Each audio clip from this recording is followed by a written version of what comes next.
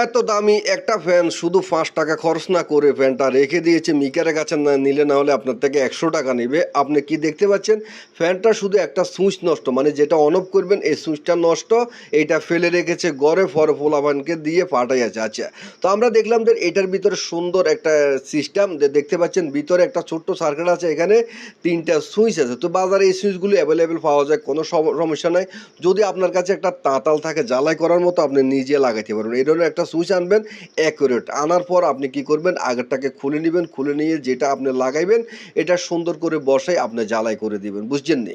আপনি উল্টাপাল্টা তো জ্বালাই হইতেন, এটা যেমনে খুলবেন এমনি লাগাইবেন, কোনো সমস্যা নাই।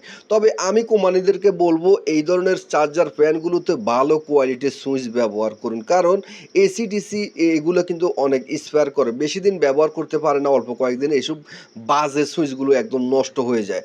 আপনি ভালো মানের ২০ টাকা ৩০ টাকা দামের একটা সুইচ ব্যবহার করলে দীর্ঘদিন ব্যবহার করতে পারবে মানুষ।